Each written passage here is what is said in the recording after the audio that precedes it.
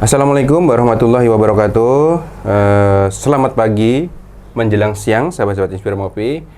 Alhamdulillah hari ini seperti biasa, Inspiramopi selalu kedatangan tokoh-tokoh yang inspiring, ya, yang insya Allah akan memberikan pencerahan ke kita, wawasan ke kita hari ini. Dan hari ini kita kedatangan seorang legend, bisa dikatakan gitu ya kan. Beliau tuh wartawan senior ya kan. Kalau teman-teman wartawan udah pada kenal semua gitu, pastinya melihat beliau, wah, Om Risanta gitu ya. Beliau adalah Om Risanta. Nah, nama lengkap beliau Muhammad Risanta ya, tapi kita panggil Om Risanta nggak apa-apa ya? Betul, nggak apa-apa. Jadi Om, Om Risanta ini kan sekarang tuh kan menjadi seorang wartawan senior yang udah punya link itu sangat luas, kalau saya bilang, bukan cukup luas lagi, sangat luas gitu, karena kan setiap ada tamu dari Jawa atau dari manapun, atau bahkan ada dari luar negeri juga, itu ngubunginya Kadang-kadang kayak Om kan. Nah, jadi Om Risanta ini kan asli Kelayan nih. Iya, betul. Nah, Saya dilahirkan di Kelayan, dibesarkan di Kelayan. Jadi kampung saya itu namanya Kelayan A, Kelayan A luar. Iya. Tapi kalau kerennya tuh kampung saya itu namanya Teluk Kacapuri ya. Nggak tahu tuh namanya Teluk Kacapuri, tapi itu dikenal luas pada zamannya ya. Namanya Kelayan A tuh. Jadi orang kalau mencari di mana Teluk Kacapuri, berarti di Kelayan A. Kelayan A yang paling arah di permukaan, artinya paling depan. Paling depan, kampung gitu yang paling ya. depan. Nah, ini kan kalau yang di Banjarmasin atau Banjarmasin dan sekitarnya, kalau dengar kata-kata Kelayan nih, itu pasti mindsetnya udah bisa dikatakan underground begitu. Betul, kasihnya kalau orang Kelayan, kata Kelayan itu kadang-kadang sesuatu yang menakutkan, sesuatu yang menjadi horor. Kenapa nih Om? Mungkin pada masanya mungkin. Pada masanya ya. Kalau di kampung kami itu namanya di Kelayan itu termasuk salah satu kampung yang cukup keras ya, artinya kehidupannya, masyarakatnya, termasuk juga mungkin ya karena ada ketika pada zamannya itu ada kriminal yang tinggi, kemudian orang tidak sembarangan bisa masuk ke kampung itu. Ya karena pada masa itu kan mungkin pada masanya ya, mungkin masa saya kecil itu agak keras di sana. Jadi jangan sekali-kali beelang ya, berkunjung ke tempat perempuan, pulangnya bisa dipukulin orang kalau tidak sowan itu. Tapi itu kan dulu ya. Seiring waktu kan ada perubahan-perubahan di karakter orang Kelayan. Orang Kelayan itu pada intinya adalah masyarakat yang sangat baik. Masyarakat baik sebenarnya.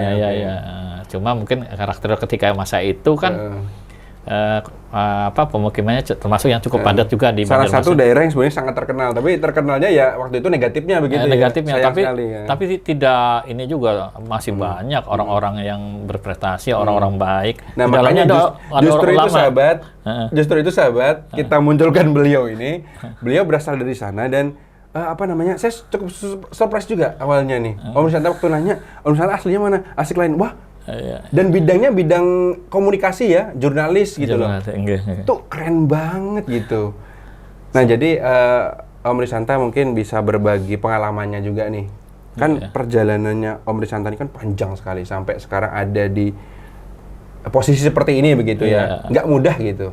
Nah, mungkin bisa diceritakan secara singkat gitu, bahwasanya hidup tuh harus semangat, jangan sampai putus asa. Kalau gitu. pada mulanya kan kehidupan saya itu sama keluarga termasuk yang kategori pas-pasan. Orang tua saya walaupun seorang guru kan, guru sekolah dulu kan, ya menghampiri orang tua kan anaknya banyak, tidak sebesar, dan kehidupan kami tidak sejahtera. Saya merasakan ketika umur kelas berapa ya, kelas 3 SD itu sudah merasakan agak berbeda. Ini kasihan orang tua saya seperti ini. Apa yang yang dipikirkan saya itu adalah bagaimana mengangkat derajat martabat keluarga, dalam artian kita hidup di Kelayan. Saya melihat teman-teman saya ketika masa itu sekitar tahun 70-an ada yang tidak sekolah. Banyak mungkin ada yang berhenti. Saya lihat mereka bermain. Cuma ya kerjaannya gitu-gitu aja, ada gitar, kemudian berkelahi juga.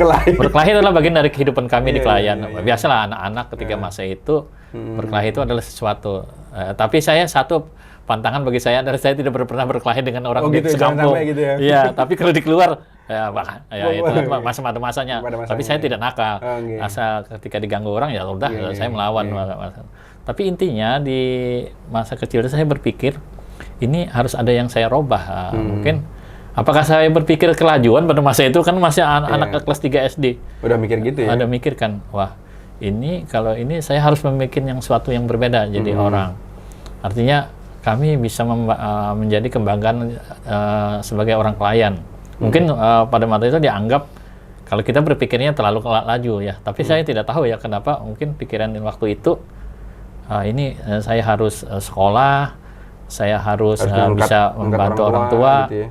Pada masa sulit-sulit seperti itu, dari kelas 3 saya jualan es ke sekolah, kemudian jualan kue ke pasar 5.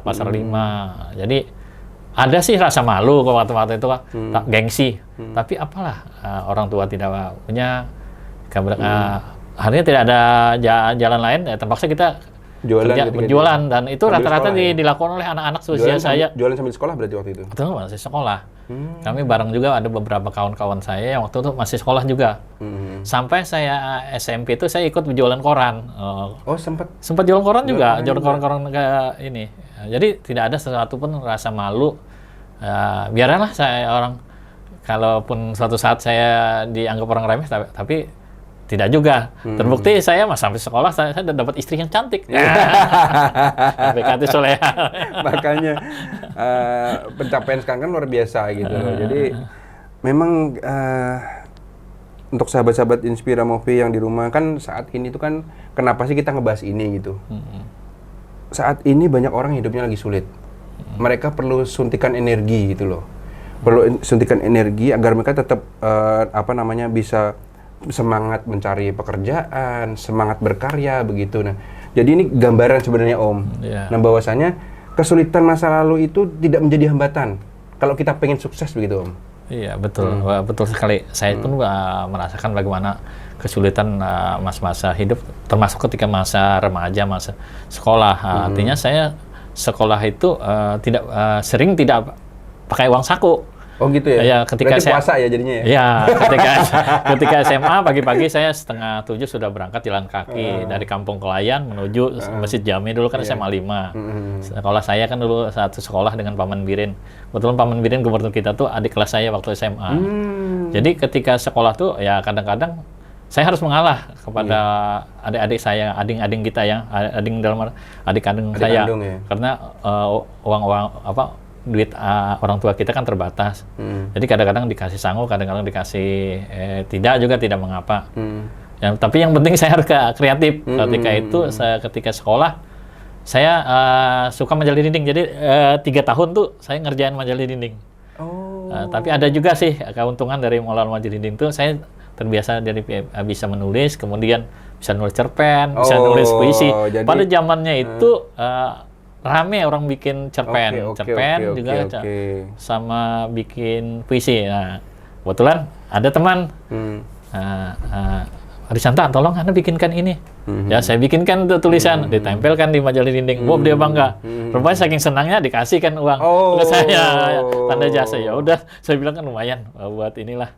Pada masa itu kan lumayan, ada yang 2.000, ada yang 3.000 ngasih. Betul, itu lumayan banget ya. Lumayan. Zaman belum Krismon ya? Iya, belum, jam masih jauh, tahun 85, 86, 87 itu. Masih murah-murah ya barang-barang. Masih murah.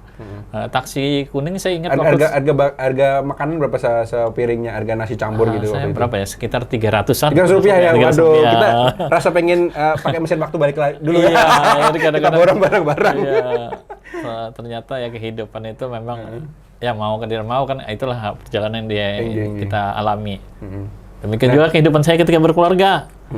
Tidak selamanya itu indah dan bahagia. Betul, Nah, ini masuk ke level berkeluarga itu pun belum surut juga ya kesulitan-kesulitan yang dihadapi. Kesulitan itu kan kita pernah juga gimana ya, saya mungkin karena saya kurang berpengalaman, kurang juga pendidikan, kurang wawasan.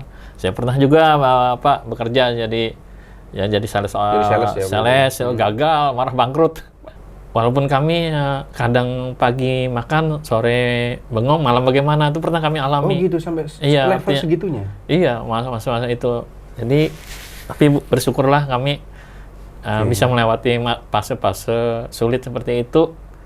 Ya itulah hidup ya.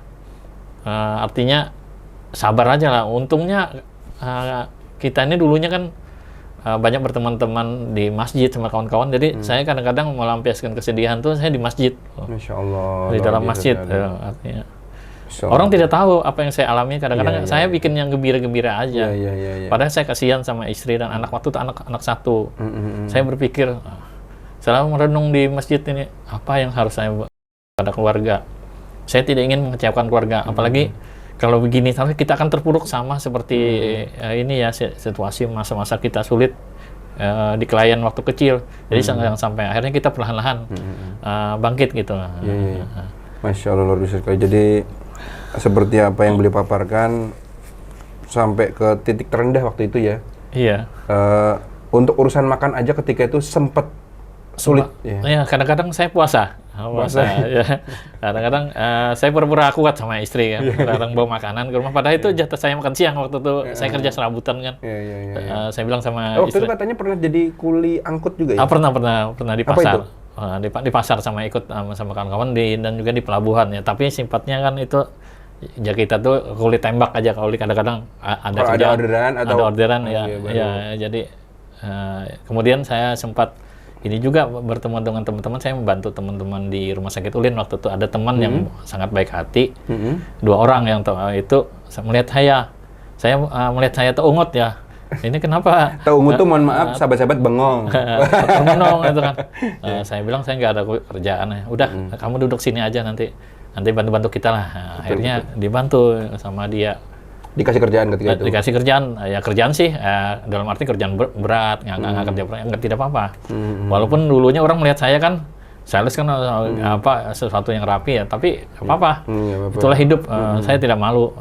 Inilah kondisi saya, inilah yang harus saya jalani hidup itu kan. Masya Allah, biasa. Jadi orang jangan melihat sekarang, melihatlah ke belakang itu bagaimana prosesnya. Makanya saya selalu menanamkan sama istri, anak-anak, kita tetaplah rendah hati.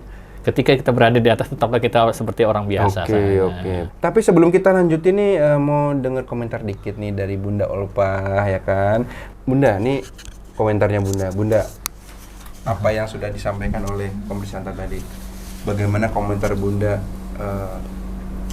terkait sosok beliau ini?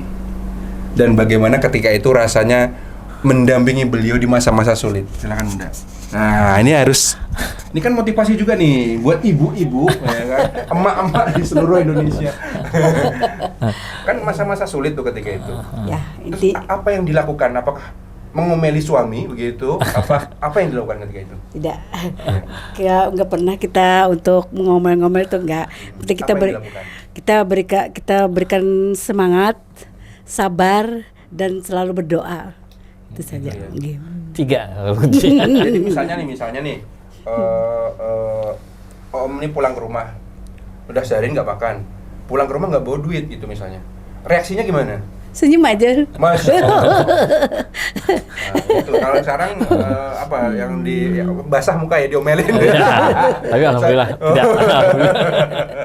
Tapi ketika itu beliau datang, saya capek-capek, misalnya, Mas saya nggak bawa uang, ketika itu malah disemangatin ya? Iya. Aku paling, mau minum apa gitu aja. Ya, dia suka kalau ini kan teh panas biasanya sore datang.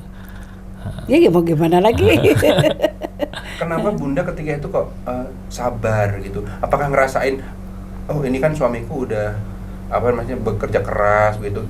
Kenapa kok ketika itu bisa sabar gitu? Ya, gimana kalau kita harus sabar, soalnya kan kita kan walaupun kita waktu istilahnya sama orang tua kita enak, kita kan istilahnya kalau kawin kan belum tentu seperti itu. Jadi kita harus sabar, itulah kehidupan gitu. Oh begitu ya. Jadi memahami juga bahwasanya suami ini bukan bersantai-santai, tapi dia juga berusaha begitu ya. Betul. Nah, jadi ini emak di seluruh Indonesia ya kan yang masih sering suka ngomelin bapaknya, suaminya begitu, pulang nggak bawa hasil, harus mencontoh sikapnya Bunda Olpa ini. Nah, jadi begitu datang dibikinin minuman ya, disemangatin gitu ya, biar besoknya semangat lagi nyari gitu ya. Masya Allah. Aduh. Oke Bunda Olpa, terima kasih komentarnya. Mungkin kita akan bahas ke topik selanjutnya nih Om. Nah itu inspirasi sekali ya Bunda Olpa ya. Waktu di Ulin itu apa kerjaan yang dilakukan waktu itu? Waktu di Ulin tuh saya kerjaannya serabutan, kemudian bekerja. Tapi masih sempat buat nulis-nulis itu tadi? Iya, masih keren sempat. juga ya. Karena di Ulin tuh ada di ruangan dulu, saya sebut nggak apa-apa ya. Iya. Ini saya sama Pak Maharani, sama Pak Bakri itu teman saya. Dia kasih ruangan ke saya, mampatkan di sini kamu bekerja ya. Walaupun yang ngasih duit kan mereka, tapi ngasihnya tidak bulanan, tidak. Kadang-kadang kalau ada rezeki diberi. Jadi saya melihat komputer tuh, belajar ngetik-ngetik. Jadi belajar. Di situ kesempatan ya. Kesempatan itu. Sering waktu berubah lagi pekerjaan ini. Ya udah ditawarin lagi jadi dia. Mau nggak daripada situ nggak ada kejelasan pekerjaan tanpa status, akhirnya jadi apa? Jadi seorang security. Oh, security. Tapi masih di Ulin juga? Masih di Ulin, jadi satpam. Dari satpam itu kita juga saling bantu-bantu teman-teman. Nah, kemudian singkat cerita nih, Om Santa nih. Apa namanya, kan waktu itu bisa ke Jakarta itu kan karena beasiswa tuh. Oh iya, ke Jakarta tuh Nah, ceritanya. itu gimana tuh? Kok dari, mohon maaf nih, security sampai dapat beasiswa gitu. Iya, gimana ceritanya? Mungkin berkah dari Allah ya, mungkin kebetulan waktu di rumah sakit itu saya masih suka nulis-nulis. Nah, ketika itu ada teman dari sebuah radio ketika baru buka radio itu, saya sebut nggak apa-apa ya. Namanya Smart FM. Smart FM waktu itu baru ini buka. Mereka itu masih meraba-raba menjadi sebuah radionya berita yang pertama kali di Kalimantan Selatan. Kalau nggak salah 1997 ya. 97 itu ya? Iya, pada masa itu. Di 98 mereka sudah operasional. Nah, saya ngirim aja. Kebetulan ada salah satu krunya nanya, Pak, kalau ada informasi apa ke teman saya di UGD. Namanya saya lupa nama teman saya itu. Cuma dia ngasih ke saya, ini ada orang kalau mencari ini. Siapa tahu situ ini ada. Apalagi Risanta saya lihat ada bakat menulis. Ya. Akhirnya saya hubungi aja. Ya boleh katanya, saya kirim. Akhirnya seiring waktu kita berputar, mereka didatang mau nggak bergabung dengan kita. Boleh saya. Tapi saya bekerjanya seperti ini. Nggak apa-apa, artinya sampai seiring waktu kan kita masih cuma penulis freelance aja di radio itu kan. Jadi kalau ada kejadian luar biasa kita bikin tulisan. Kemudian seiring waktu kita malah jadi reporter jalanan pertama mereka. Ya, luar biasa, pionernya berarti ya. Jadi kan kita mungkin ya yang pertama ya, radio pertama berita di Radio News ya di Banjarmasin, saya sama Mas Anang Padilla. Dua orang yang pertama mungkin ya, karena kami yang pertama waktu itu untuk laporan di lapangan. Seiring waktu, akhirnya saya berhenti jadi satpam. Karena sudah bukan merasa, ketika itu kan saya ditawarin dua pilihan. Ini mau meneruskan atau mau masih bertahan di rumah sakit Ulin. Oh gitu. Nah, saya pikirkan, berkonsultasi sama istri, kita bismillahirrahmanirrahim, kita bekerja di radio aja. Di radio itu memang agak sedikit berbeda, ya ritmenya pekerjaannya. Dari pagi, dari subuh ya, sampai jam 12 malam. Kadang-kadang saya pagi ngidupin ini pemancar, malamnya menutup pemancar gitu. Bergantian sama kawan-kawan di sana. Nah, kalau yang ini itu kebetulan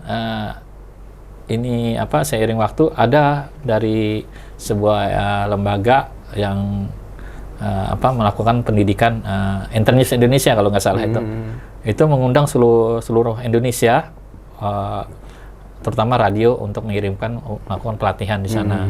Nah, kebetulan dari kantor Smart FM mengirim saya waktu itu. Akhirnya saya berangkat di sana ya 3 bulan. Setelah itu ada lomba menulis naskah berita radio swasta ya, diikuti 320 kota di seluruh Indonesia. Iya. Waktu itu alhamdulillah kita juara 1. 5 besar juara 5 besar, tapi kita di peringkat 1 ketika itu. Ya, berita yang saya tulis itu. Wah, luar biasa banget ya. Seiring waktu tiba-tiba teman-teman lagi dirikan ini koran Radar Banjarmasin, untuk mengisi sisipan dari Jawa Pos. Nah, di sini ada namanya Biro Banjarmasin. Akhirnya dibentuklah Radar. Nah, saya termasuk wartawan yang merintiskan Radar Banjarmasin. Oh, berarti Pionir juga ya. Jadi spesialis tukang Perintis. perintis. Akhirnya seiring waktu ya. Setelah itu tahun 2003 ada program namanya beasiswa untuk program pelatihan jurnalistik, terutama orang-orang yang ingin bekerja di televisi. Saya lihatnya secara tidak sengaja juga buka sebuah website ya. Karena saya kan suka browsing. Saya kalau di kantor tuh kalau nggak ada kerjaan, apa yang saya lakukan adalah buka waktu itu masih PC ya, komputer biasa ya, bukan laptop. Jadi lihat oh ternyata ada sesuatu yang ini. Akhirnya coba kita ikuti. Dan diterima akhirnya. Dites. Dan itulah jalan menuju ketika itu bergabung dengan Transmedia. Bukan. Belum. Itu belum Transmedia namanya. Belum. TV7 dulu grupnya Kompas. Oh ya, TV7 dulu. 2004 saya resmi bergabung. 2006-2007 terjadi transisi. TV7 diakuisisi oleh Transkop waktu itu. Akhirnya berubah menjadi transformasinya menjadi Trans7. Sampai sekarang. Jadi sampai seiring waktu Trans7 juga sekarang masuk dalam induk dari kalau dalam Korps pemberitaan itu masuk dalam CNN Indonesia. Oh, masuk grupnya itu. Iya. Dan sempat domisili di Jakarta juga ketika itu ya? Sempat karena ada beberapa penugasan di Jakarta. Kami nyebutnya BKO. Apa itu BKO? BKO ya semacam inilah penugasan lah istilahnya. Oh, penugasan. Kalau BKO berapa lama tuh, Om? Ya kadang-kadang ada berapa bulan ditempatkan gitu kan. Kan kalau Om Risantani kan nge-share foto-foto dengan artis-artis ibu kota gitu ya waktu masih jadi kerja di sana gitu. Itu memang ikut ke program-program TV-nya itu ya ketika itu ya?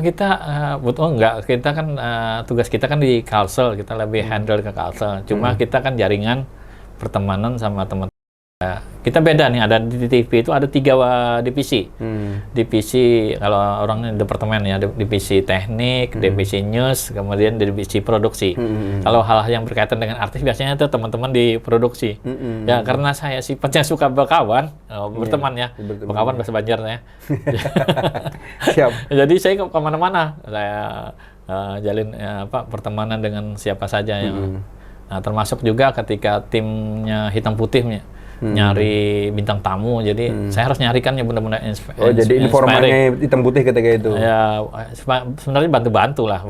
Jadi kita carikan, pokoknya yang kita carikan benar-benar misalnya yang dicari orang inspiring itu adalah orang dari nol. Artinya orang-orang yang kehidupannya susah tapi dia tidak pernah menyerah. Nah. Kemudian dari situ meluaslah jaringan sampai ke luar negeri, bahkan ketika itu katanya ada dari Singapura ngontek juga ya waktu itu. Ada teman saya dari TV Singapura juga ada. Waduh, luar biasa sekali. Saya tidak tahu juga mereka dapat nomor dari saya tiba-tiba. Pak Risanta, saya ini, tolong dibantu kita tim peliputan, saya perlu ini. Ya udah kita riset. Masya Allah. Kita bantulah mereka selama mereka di sini. Ya intinya kita berteman sampai sekarang kita masih komunikasi sama Masya mereka. Allah. Jadi ini benar-benar dari klien menuju puncak dunia begitu ya. Amin. Alhamdulillah. Saya dari klien saya bisa juga ke Tanah Suci. Masya Allah. Bisa juga ke beberapa negara. Inspirasi sekali ini. Karena pekerjaan ya, karena profesi kita sebagai jurnalis. Siapapun kita, dimanapun kita, ya kesuksesan itu bukan sesuatu hal yang mustahil. Amin. Bahkan ketika hidup kita dilanda kesulitan sesulit-sulitnya. Dan ini bukti nyata. Ini bukan hanya kata orang ya, tapi kita hadirkan langsung sosoknya. Nah, kita apa nih Om? Agak masuk ke ranah yang agak anget-angetan dikit nih. Karena di studio ini kan dingin. Bener-bener. Jadi gini Om, saat ini udah jamak diketahui masyarakat begitu terkait profesi wartawan itu sendiri gitu kan ya. Banyak stigma negatif yang muncul gitu di masyarakat karena kan kadang-kadang wartawan ini dianggap kayak apa ya? Wah ini tukang mintain duit misalnya gitu. Nah ini bagaimana pencerahan dari Om Risanta ini untuk mungkin sahabat-sahabat kita yang meliput di manapun berada, masukannya supaya kita ini juga membangun supaya stigma negatif ini luntur atau hilang kalau perlu gitu loh. Terus kemudian juga di satu sisi mungkin juga pencerahan juga kepada masyarakat yang undang-undang begitu ya, jangan kemudian merendahkan juga profesi wartawan, silakan. Iya. mungkin yang pertama itu adalah sikap, kalau wartawan ingin dihargai itu adalah dia harus mempunyai sikap yang baik, terutama beradab ya. Salah satu kuncinya, kata kuncinya adalah beradab. Ketika kita melakukan peliputan, ketika kita melakukan tugas-tugas mulia sebagai seorang wartawan tuh yang paling pertama adalah beradab. Setinggi-tingginya ilmu kita kalau tidak beradab tidak ini. Artinya ketika itu, makanya di dalam itu ada di dalam kode etik jurnalistik itu sudah mengatur itu sebenarnya. Jadi kita sudah, kalau kita mengacu pada kode etik jurnalistik dan memahami filosofinya undang-undang pers, undang-undang nomor 40 tahun 1999 itu, maka akan mudah. Nah, kalau stigma selama ini kan ada perilaku aja. Ada perilaku oknum-oknum tertentu, tapi saya tidak menyebutkan orangnya, cuma ada perilaku, mungkin kekurangan tahuan dia tentang filosofi bagaimana seorang itu bekerja di media, bagaimana seorang itu menjadi wartawan. Orang berpikirnya memang tidak salah. Masyarakat itu ada stigma negatif terhadap wartawan. Karena itulah perilaku dari oknum-oknum yang ada. Beberapa kawan-kawan itu menyebutnya orang yang membonceng kemerdekaan pers. Artinya beberapa yang melakukan, kalau bagi saya melakukan pendekatan itu, saya menekankan kepada pihak-pihak yang menjadi narasumber atau yang ingin, ya tetaplah hormatilah. Wartawan adalah sebagai mitra, bukan sebagai pelengkap penderita. Memang saya agak sedih juga ada beberapa momen ya, momen-momen beberapa itu kita dianggap biasa-biasa saja, dalam artian diperlakukan seperti orang kelas 2. Misalnya kita menghadiri suatu undang, kita duduknya duduk tidak jadi masalah.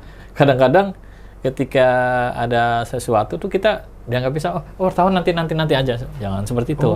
Saya pinginnya beberapa instansi juga hargailah profesi wartawan. Kami adalah mitra, bukan hanya untuk melengkapi atau jadi pelengkap saja. Karena kami juga bekerja itu dilindungi undang-undang pers juga. Dan biasanya kalau wartawan-wartawan profesional dia punya etika. Attitude-nya dia adalah dia mempunyai sopan santun yang baik, kemudian berpakaian rapi, kemudian cara dia menyampaikan, cara dia berbicara, cara dia bertanya juga itu sudah ada ininya, sudah terbentuk ya. Kalau orang-orang profesional itu biasanya dia paham bagaimana ketika bertemu dengan para narasumber, dia tidak langsung, oh Pak, kasusnya seperti apa? Kaget orang ketika pertama. Tapi bikinlah orang itu seperti nyaman. Jadi kita ngobrol seperti ini kan ya. Jadi tidak mencairkan dulu suasana. Iya, itu yang sering yang ini. Mungkin ya catatan juga sih bagi wartawan-wartawan, bagaimana kita bisa merubah mindset kita adalah bagaimana kita ingin menjadi seorang itu, kita harus berubah. Dan minimal juga kita harus berwawasan.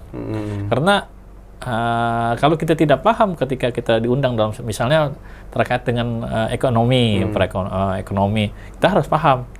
Misalnya orang lagi membahas tentang neraca perdagangan, kita harus memahami apa itu neraca perdagangan, kemudian apa itu surplus, dikaitkan dengan ekspor impor, kaitannya bagaimana, korelasinya seperti apa. Ini yang harus kita pahami juga. Jadi walaupun kita tahu bahwa wartawan itu mereka dari beragam ini ya, disiplin ilmu ya. Tapi minimal karena namanya pekerjaan wartawan itu kan multifungsi. Dia harus bisa memahami itu juga ya. Memahami. Jadi misalnya memahami tentang undang-undang, tentang juga masalah hukum. Jadi dia bisa tahu ketika meliput tentang di pengadilan dia harus paham. Nah kemudian Om, mungkin yang sedang sekarang lagi kencang-kencangnya juga nih, kan medsos ini seperti yang tidak bisa terbendung sekarang ini. Memang kita dilindungi kebebasan berpendapat begitu ya. Iya, betul. Nah, tapi ini kan untuk pencerahan juga nih, untuk semuanya nih kan nggak semua orang ngerti gitu ya. Batasan-batasan ketika kita mengkritik, entah itu pemerintah, entah siapa gitu, supaya kita nih jangan ujung-ujungnya didatangin polisi kan gitu kan. Ya, batasan-batasan dalam mengkritik tuh bagaimana sih untuk ini wawasan juga untuk masyarakat kan? Kita ada undang-undangnya sekarang nih. Iya, kalau yang ini ya kita harus membedakan antara media dengan media sosial. Kalau media itu yang paling nyaman itu adalah dia berbadan hukum. Nah, Oke. itu persyaratan dicantumkan juga di dalam undang-undang pers bahwa media itu harus berbadan hukum dan media itu harus ada penanggung jawabnya. Dia juga harus mencantumkan di dalam tempat platform misalnya media online, dia disebutkan alamatnya di mana, siapa penanggung jawabnya, siapa pemimpin redaksinya, siapa wartawannya. Nah, dia selalu kalau wartawan ini kan selalu pedoman cyber itu untuk yang online. Ini tergantung, tapi pada acuannya adalah kode etik dan undang-undang pers itu sendiri. Nah, itu beda dengan media sosial. Media sosial itu tidak ada berbadan hukum. Dia lebih banyak digerakkan oleh orang-orang secara pribadi. Sebenarnya ada cara aman ketika bermedia sosial adalah jangan sampai dalam konten itu yang berbau sara. Kemudian melakukan semacam kayak ini aja, anggap tidak imbang, kayak melakukan itu harus direcek terlebih dahulu. Kalaupun ingin juga menyajikan satu agak yang mirip-mirip dengan media ya, paling tidak harus berimbang. Misalnya kita bikin ini juga harus ada perimbangan. Kita memunculkan, misalnya ini kan media sosial kan rame nih. Rame, ya. Misalnya ini orang lagi marah-marah di shot, itu kan dia harus jangan sepenggal-sepenggal. Itu kan rata-rata yang banyak tuh sepenggal. Kalau saya lihat, ini pengamatan saya ya. Kalau saya lihat itu kan agak sepenggal. Jadi informasi itu masyarakat, masyarakat kita ini kan dia berpikirnya apa yang disampaikan itulah yang itu padahal tidak sesuai dengan faktanya. Makanya itulah membedakan antara media sosial dengan media mainstream. Nah, itu orang kadang-kadang, wah itu duluan media sosial, nggak apa-apa media sosial, karena kita ada yang hal-hal lain yang tidak bisa digali oleh media sosial. Bagus dia menyampaikan lebih cepat. Ini juga jadi tantangan bagi kawan-kawan yang bergelut di industri pers, bahwa mereka memanfaatkan juga ke media sosial ini untuk sebagai bahan acuan. Jadi bahan untuk jadi sumber berita, tapi bukan menjadi berita. Hati-hati. Hati-hati nih buat kawan-kawan media, bahwa jangan langsung di ini ketika itu banyak ini kesalahan-kesalahan bahwa itu jadi acuan untuk jadi berita. Tidak. Itu hanyalah sumber saja. Sumber artinya jadi sumber dari, misalnya disebutkan aja dari apa, ketika disebutkan di media sosial ada ini disebutkan, tapi kita juga wartawannya atau medianya harus menggali lagi informasi lain. Ini jangan sampai informasi jadi hoax atau kemudian nanti jadi bias ya. Jadi bias. Nah, itu yang dikhawatirkan. Itu ya. Makanya kita selalu mengedukasi kepada semua. Yang bias ini potensi jadi masalah gitu ya. Jangan sampai nanti kawan-kawan penggiat media sosial ini nanti akan terjerat undang-undang IT ya. Betul. Tetap kita gunakan itu media sosial dengan bijak, gunakan dengan baik gitu ya. Nah, jadi Masya Allah biasa. Jadi ini pencerahan yang sangat bermanfaat sekali ya. Masyarakat luas mudah-mudahan semakin ngerti dan lebih berhati-hati, lebih waspada lagi untuk bermedia sosial begitu ya. Sahabat Informasi, di hadapan kita ini ada sosok yang dulu ketika menjadi seorang bocah kecil, ya hidupnya sulit, mungkin seolah-olah seperti tidak ada gambaran masa depan begitu. Tapi kita lihat pencapaian beliau sekarang menjadi seorang wartawan senior. Ya, Trans 7 ya kalau tidak salah ya. Sekarang jadi, Transmedia gitu. Dan kemudian beliau setiap tamu-tamu dari luar beliau yang dicari gitu. Termasuk saya kemarin beliau juga Mas Ade datang nggak gitu. Jadi kita kepercayaan aja kan menjalankan amanah. Nah, jadi luar biasa sekali dan kemudian masih plus jadi dosen juga. Alhamdulillah sampai sekarang. Mudah-mudahan kisah perjalanan beliau ini bisa menjadi inspirasi buat semuanya. Nah, jadi disebarin seluas-luasnya. Nah, insya Allah ini banyak dagingnya gitu. Kalau istilahnya Mardigu ya. Daging semua.